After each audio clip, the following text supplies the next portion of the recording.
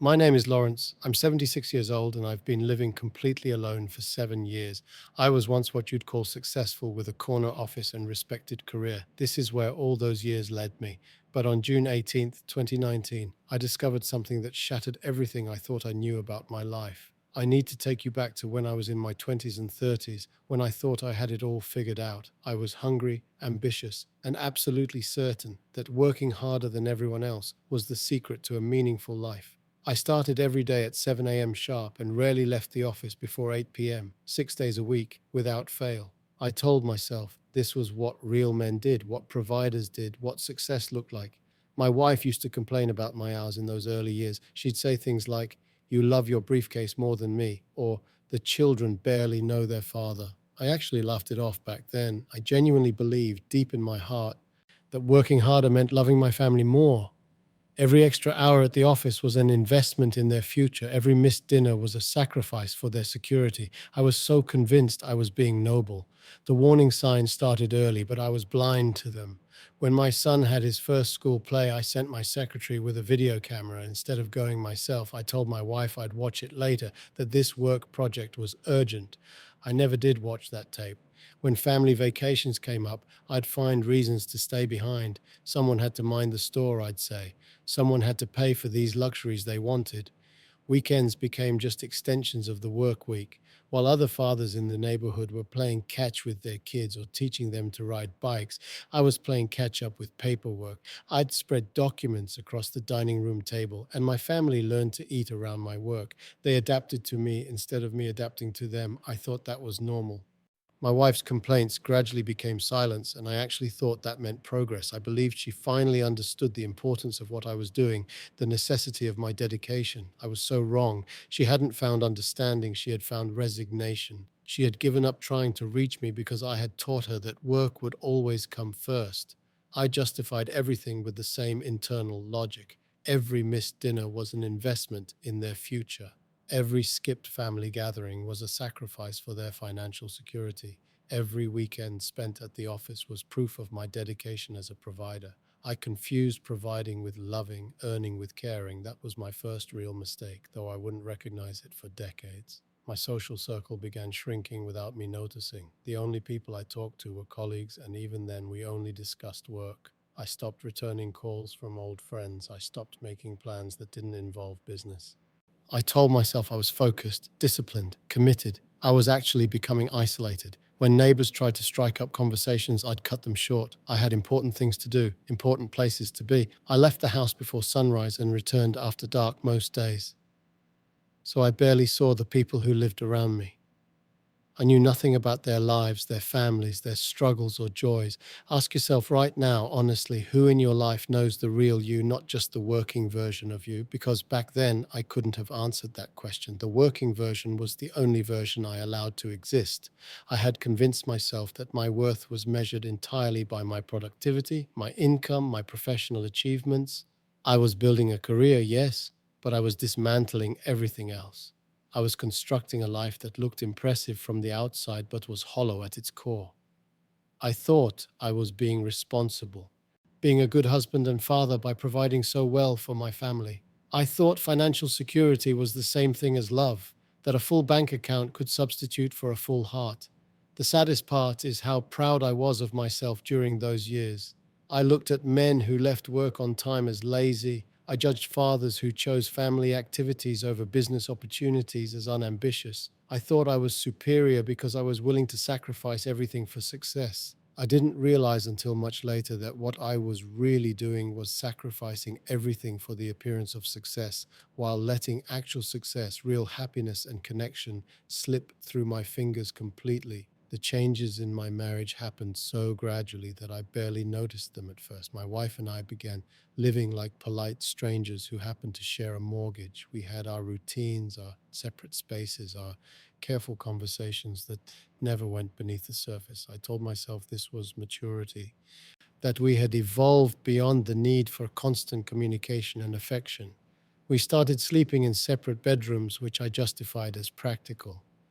I worked late into the night reviewing documents and preparing for meetings while she had to wake early for her own responsibilities. I convinced myself this arrangement was considerate, that I was being thoughtful by not disturbing her sleep. The truth was, we were creating physical distance that reflected the emotional chasm already growing between us. Our anniversary dinners became more like business meetings. We'd sit across from each other in nice restaurants, discussing household logistics, the children's schedules, financial planning. Even our most romantic moments had agendas. We had forgotten how to simply enjoy each other's company, how to laugh together, how to share the small daily joys that make a marriage alive. Meanwhile, my children were learning to live without their father in any meaningful way. My son stopped asking me to help with his homework after too many times of me saying I'd look at it later, then forgetting entirely. My daughter quit inviting me to her school activities because she got tired of explaining to her friends why daddy couldn't make it again. They adapted to my absence so completely that my presence became almost intrusive. I taught them that daddy was too busy to be bothered with their problems, their triumphs, their everyday needs for guidance and attention. That was my second major mistake. Children learn what you show them, and I showed them that work was more important than they were. They internalized this lesson and began building lives that didn't require me to participate. My wife attended every school play, every parent teacher conference, every sports game alone. She stopped asking me to come because my excuses had become predictable. I always promised I'd make the next one, but I never did. There was always another project, another deadline, another crisis that demanded my immediate attention. I thought being a good provider meant missing these moments was acceptable, even noble. The social isolation extended far beyond my family. Old friendships withered from neglect as I stopped returning phone calls and declined invitations. I convinced myself I didn't have time for social gatherings, that networking events were more valuable than genuine friendships. I never invested in relationships that weren't directly profitable or professionally advantageous. I knew nothing about my neighbors despite living in the same house for over a decade. I left before sunrise and returned after dark most days, so I rarely encountered the people who lived around me. When I did run into them, I kept conversations brief and superficial. I had no idea about their families, their jobs, their interests. I was living in a community without being part of it. Look around your life right now and ask yourself honestly, who really knows you? Not your resume, not your job title, not your professional accomplishments, but the real you with your fears and hopes and dreams. Because during those years, I couldn't have identified a single person who knew me that way. I had become nothing more than my work identity. The pride trap was perhaps the most dangerous aspect of this slow dissolution. I had built my entire self image around being the indispensable provider, the man who could handle everything alone.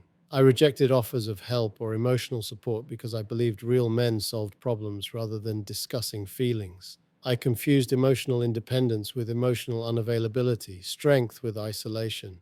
When my wife suggested we try marriage counseling, I dismissed it as unnecessary. When my son wanted to talk about problems he was having at school, I offered solutions instead of listening. When my daughter needed comfort after a friendship ended, I told her to toughen up instead of offering a shoulder to cry on. I had responses for everything but connection to nothing. I stopped knowing how to be vulnerable, how to admit uncertainty, how to ask for help or guidance. I presented myself as having everything under control at all times, which meant nobody felt needed by me or close to me. I was building walls that I thought made me strong, but actually made me unreachable. The most heartbreaking part was how normal this all seemed to me. I looked at other families and judged the fathers who left work early for their children's activities as lacking dedication. I saw couples who took vacations together as frivolous. I viewed men who had close friendships as somehow weak or unprofessional. I had created a worldview that justified my isolation and made my emotional bankruptcy seem like virtue. By the time my children were teenagers, they had learned not to depend on me for anything beyond financial support. They made their own decisions, solved their own problems, celebrated their own achievements without expecting me to be present or engaged. I told myself this proved I had raised independent, capable young people. Really, I had simply taught them that I was unavailable for the parts of life that mattered most. 5 years ago, my wife was diagnosed with pancreatic cancer. The doctor gave us 3 months, maybe six if we were lucky. I had 3 months to say everything I had never said, to bridge decades of emotional distance, to finally become the husband I should have been all along. Instead, I spent those months at the office. I told myself I was handling the crisis the way I handled everything else, with practical efficiency. I researched the best doctors, investigated treatment options, managed the insurance paperwork. I approached her dying the same way I approached business problems, with charts and schedules and action plans, but I never just sat with her and talked about our life together, our regrets, our love. Even as she grew weaker, I maintained my work schedule. I convinced myself that keeping things normal was helping her, that my steady routine was providing stability during chaos. The truth was, I didn't know how to be present for something so raw and emotional. Work was my escape from feelings I couldn't process or control. When she died, I realized I had missed my last chance to really know the woman I had lived with for 40 years. At her funeral, her sister gave the eulogy because she knew my wife better than I did. She talked about my wife's dreams, her fears, her sense of humor, her deep thoughts about life and death. I sat there listening to stories about my own wife that I had never heard, learning about the person who had shared my bed and my house, but never my attention. After the service, I found my wife's journals while cleaning out her belongings. I thought they might contain messages for me, final thoughts, expressions of love. Instead, I discovered that she had stopped writing about me years earlier. In her final entries, she wrote about her illness, her fears, her hopes for our children, but I was barely mentioned. It was as if I had already died in her mind long before her body began to fail. The children handled the funeral arrangements with polite efficiency. My son flew in from across the country. My daughter drove up from the city where she had built her own life. They were dutiful and respectful, but our interactions felt formal, like business associates managing a sad but necessary transaction. There were no shared memories, no intimate moments of grief, no comfort offered or received. I expected my relationship with my children to grow closer after their mother's death. But the opposite happened. They visited out of obligation, not affection. They called on holidays and birthdays because it was proper, not because they missed me or wanted my company. Our conversations never lasted more than a few minutes and never went deeper than surface pleasantries. My grandchildren, who barely knew me, seemed uncomfortable during these visits.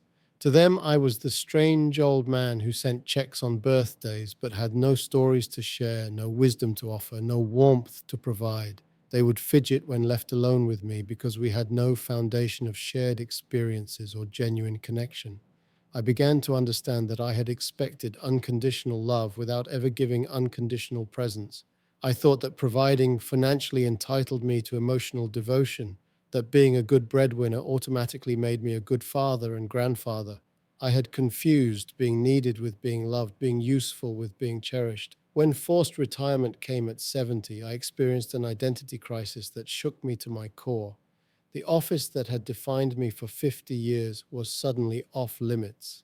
The title that had given me purpose was stripped away. The colleagues who had been my only social connections moved on without me. I discovered that I had built my entire sense of self around a job that would inevitably end. I had no hobbies, no interests, no passions outside of work. I didn't know what to do with myself when every day stretched endlessly ahead with no meetings to attend, no deadlines to meet, no problems to solve. I had never learned to enjoy life, only to work through it. I realized I didn't actually know who I was without my professional identity. The silence in my house became overwhelming. I started talking to the television just to hear conversation, even if it was one-sided. I began taking long walks, not for exercise, but for the chance to overhear other people talking, to feel briefly connected to human interaction. I grocery shopped during busy times just to be around people, even if I didn't speak to them. The loneliness was unlike anything I had ever experienced. It wasn't just being alone, it was being unknown. Nobody called to check on me unless they needed something. Nobody missed me when I wasn't somewhere. Nobody wondered about my thoughts or feelings or daily experiences. I had become invisible in my own life. When did you last have a conversation that lasted more than 10 minutes and wasn't about work or obligations? Can you remember the last time someone called you just to hear your voice? Not because they needed information or favors, because during those first years of retirement, I couldn't answer either question. I had spent so many decades avoiding deep connection that I no longer knew how to create it, and nobody felt compelled to create it with me. I was living the consequences of every choice I had made, every relationship I had neglected, every moment of genuine connection I had traded for professional advancement. I had achieved everything I thought I wanted and lost everything I actually needed. June 18th, 2019 started like every other day in my retirement. I woke at 6:30, made coffee in the same mug I had used for years, and sat at my kitchen table reading the newspaper in complete silence. It was a Tuesday, though the days of the week had lost most of their meaning since I no longer had anywhere important to be. I was standing at the counter, refilling my coffee cup, when the chest pain hit. It wasn't dramatic like you see in movies, no clutching and gasping, just a steady pressing sensation that made me pause and think something wasn't quite right. I set the coffee pot down carefully and took a deep breath, hoping it would pass. Instead, the pressure intensified and I felt dizzy. My legs gave out and I collapsed between the kitchen counter and the refrigerator. I hit the floor hard, my head striking the cabinet door. The impact left me conscious but disoriented, wedged in a space too narrow to maneuver out of easily. My cell phone sat on the counter above me, impossibly out of reach. I lay there for 4 hours, 4 complete hours, conscious and aware, unable to get up, unable to call for help. The chest pain had subsided to a dull ache, but I couldn't generate the leverage to lift myself from that awkward position. I tried calling out, but my voice barely carried beyond my own kitchen, and I knew the neighbors were too far away and too unfamiliar with my existence to notice anything unusual. During those hours on the floor, I had plenty of time to think about my emergency contact list. It contained exactly three numbers: my doctor's office, my lawyer, and my son, who lived 500 miles away. I had no daily check ins with anyone, no friends who might worry if they didn't hear from me, no neighbors who would notice if my newspapers started piling up. For the first time in my adult life, I truly understood how completely alone I was. If I died right there on my kitchen floor, it might be days or even weeks before anyone discovered my body. The only people who might eventually notice my absence were bureaucratic: the bank when mortgage payments stopped, the utility companies when bills went unpaid, maybe my doctor's office when I missed an appointment. I thought about my neighbors, people I had lived near for over 15 years but barely knew. I didn't know their names, their occupations, their family situations. They didn't know mine either. We had exchanged polite nods for years without ever developing actual relationships. I had no one to call because I had never built the connections that make such calls possible. When I finally managed to drag myself to where I could reach my phone and call emergency services, the paramedics arrived quickly and professionally. They helped me to a chair, checked my vital signs, asked about my symptoms. But when they asked about family members to contact, I had to admit there was really no one who needed to be notified immediately. The emergency room experience was perhaps even more isolating than being alone on my floor.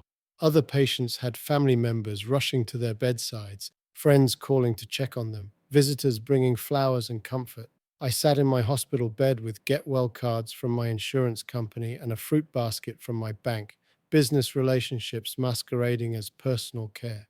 The intake nurse asked standard questions about my support system at home. Did I have family nearby? Not really. Friends who checked on me regularly? No. Neighbors I could call for help? I had to admit I didn't even know their phone numbers. Organizations or groups I belonged to? None. The nurse's expression grew more concerned with each negative answer. If you collapsed in your home right now, how long would it be before someone found you? Do you have people who would notice your absence within hours, not days? Are there individuals in your life who would drop everything to come help you? Because lying in that hospital bed, I realized my answers to all those questions were terrifying. The doctor explained that I had experienced a minor cardiac episode, probably stress related, but that I was stable and could go home. Home to what? I wondered. Home to the same isolation that had contributed to my health problems in the first place. Home to a house that no one else ever entered, to a life that no one else shared or even observed. That night, alone in my hospital bed, I conducted the most honest assessment of my life I had ever attempted. I had built an existence that nobody would miss if it ended. I was wealthy in everything except what mattered. I had achieved financial security but personal irrelevance. I owned a house but had never created a home that welcomed others. I realized that my entire approach to life had been fundamentally wrong. I thought independence meant never needing anyone. But what I had actually created was isolation so complete that I couldn't even handle a minor medical emergency without it becoming a major crisis. I had confused self-sufficiency with self-destruction, strength with stubbornness. The mirror moment came when I understood that I had no safety net because I had never woven one. Relationships require investment, maintenance, reciprocity. You cannot withdraw emotional support if you have never made deposits. You cannot call in favors if you have never done favors. You cannot expect people to care about your welfare if you have never demonstrated care for theirs. After returning home from the hospital, I forced myself to conduct what I can only describe as a painful truth audit of my entire life. I sat at my kitchen table with a notepad and tried to list the people who would genuinely care if something happened to me. The page remained mostly blank for a very long time. My phone rarely rang, and when it did, it was usually a telemarketer trying to sell me something I didn't need, or my doctor's office confirming appointments. The silence in my house had become so normal that actual phone calls startled me. I had grown accustomed to days passing without meaningful human interaction, without anyone speaking my name or asking about my well being.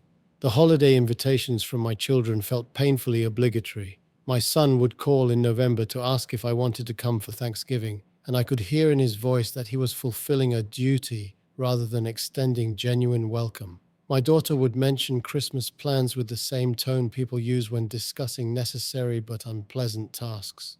They invited me because social convention demanded it, not because my presence would enhance their celebrations. I began to understand that I had confused independence with isolation, self reliance with self imprisonment. I thought not needing anyone made me strong. But it had actually made me irrelevant. I had built walls so high and thick that nobody could reach me, and eventually they stopped trying. When I attempted to reconnect with my children after the hospital incident, our conversations revealed just how little we actually knew about each other. I would call my son, and we would exhaust our topics within 5 minutes. We discussed the weather, my recent medical appointment, his work in general terms, and then awkward silence would settle over the phone line. We had no shared interests, no common experiences to reference, no foundation of emotional intimacy to build upon. My daughter was polite but distant when I tried to show more interest in her life. When I asked about her job, her friends, her hobbies, she seemed surprised by my questions and answered them briefly, as if wondering why I suddenly cared about details I had ignored for decades. Our relationship had atrophied to the point where genuine interest felt intrusive. The grandchildren's discomfort around me was perhaps the most heartbreaking realization. I was a stranger who shared their last name, an elderly man they were told to respect but had no reason to love. I had no stories to tell them about their parents' childhoods because I hadn't been present for those moments. I had no wisdom to share about overcoming challenges because I had never been available when their parents faced difficulties. I tried reaching out to former colleagues, thinking perhaps professional relationships could evolve into personal friendships, but discovered they had all moved on completely. They had retired to lives filled with grandchildren, hobbies, travel plans, community involvement. They were polite when I called, but clearly puzzled by my sudden desire for connection after years of purely transactional relationships. The weight of daily silence became almost unbearable once I truly acknowledged it. I started talking to photographs of my deceased wife, having entire conversations with her picture about things I should have discussed with her when she was alive. I found myself speaking aloud to the television, responding to news anchors and talk show hosts as if they could hear me. My grocery shopping trips became desperate attempts at human interaction. I would choose the longest checkout lines just to exchange a few words with the cashier. I lingered in stores, hoping someone might strike up a conversation. I even considered getting a pet, not because I wanted the responsibility, but because I needed some living being to acknowledge my existence daily. So I am asking you, just as a grandfather would ask a beloved grandchild, who in your life would you call right now just to hear their voice? Who would you turn to, not because you needed something specific, but because you wanted to share a thought, a feeling, a moment of connection? Because when I asked myself those questions, I couldn't produce a single name. I began to recognize the pattern that had governed my entire adult life. I treated relationships like business deals, transactional and conditional and performance based. I gave financial support and expected emotional devotion in return. I provided practical solutions and assumed that substituted for emotional presence. I confused being useful with being loved, being needed with being cherished. The most devastating realization was understanding that I had never learned how to be vulnerable, how to need people properly, how to ask for help or comfort or simple companionship. I'd spent so many decades presenting myself as completely self sufficient that nobody felt necessary to my well being or welcome in my inner world. I had trained everyone around me to expect nothing from me emotionally and to offer nothing in return. I had created relationships based entirely on my role as provider, problem solver, financial resource. When those roles ended with retirement and my children's independence, there was nothing left to sustain connection.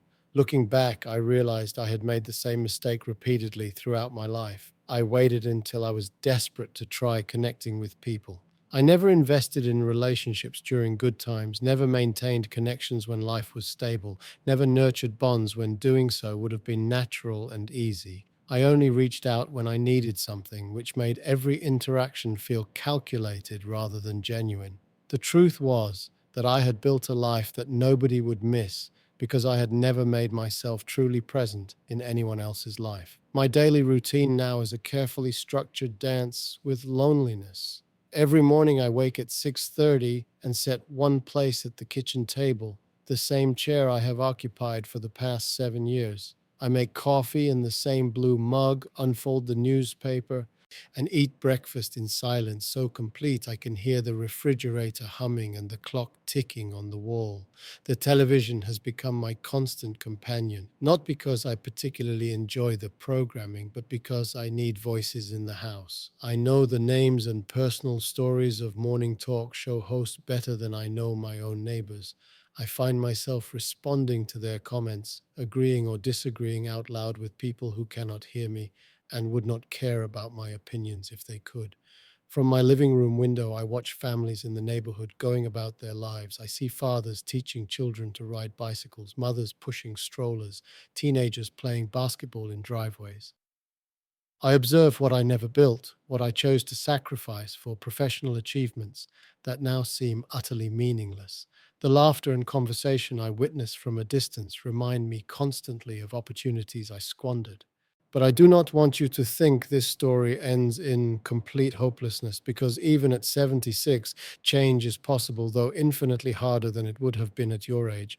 I have begun taking small steps toward building the connections I should have cultivated decades ago. These efforts often feel awkward and forced, but they represent the only path forward from the isolation I created.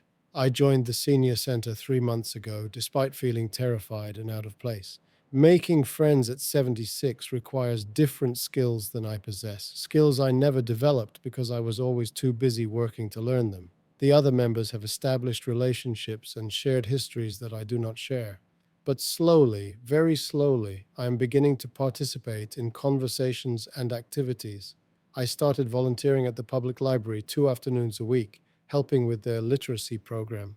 For those few hours, I am useful to someone again, even if the connection is temporary and surface level. Working with adult learners has reminded me that it is never too late to acquire new abilities, whether reading skills or relationship skills. These students inspire me with their courage to change, to admit they need help, to invest effort in improving their lives.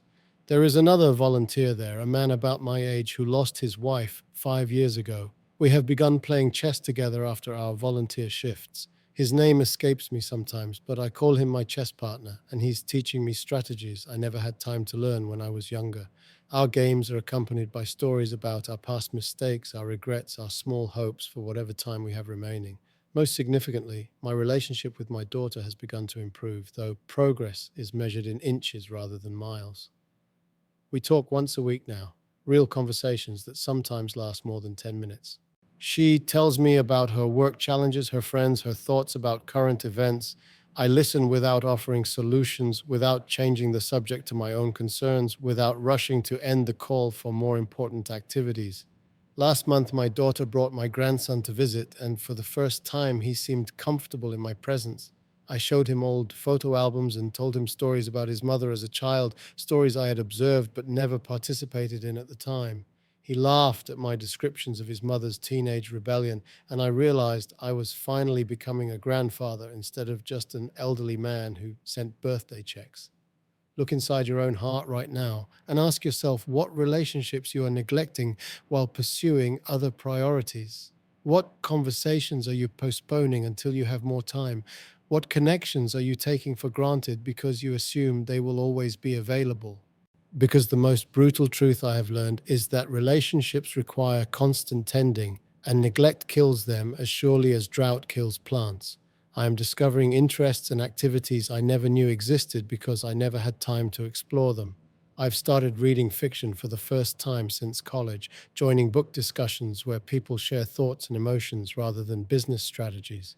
I'm learning to cook properly instead of relying on microwave meals, finding surprising satisfaction in creating something nourishing with my own hands. The comprehensive life lessons I want to share with you are these. Success without relationships is just expensive loneliness. You cannot buy back time, but you can invest it better starting today. Pride is a luxury of youth, while connection is a necessity of age. Everyone needs a safety net woven from genuine relationships, but you must weave it before you need it. Do not make the same mistakes I made.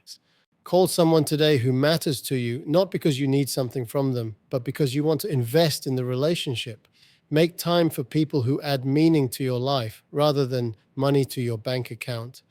Build a life that is worth living, not just worth earning, because financial security means nothing if you're emotionally bankrupt. I have everything I thought I wanted and nothing I actually need. When you're 76 and sitting alone in a house filled with the rewards of professional success, no amount of achievement can fill the silence created by a lifetime of choosing work over love, independence over connection, providing over presence. This is what all those years of prioritizing career over relationships look like. Do not let it become your story too.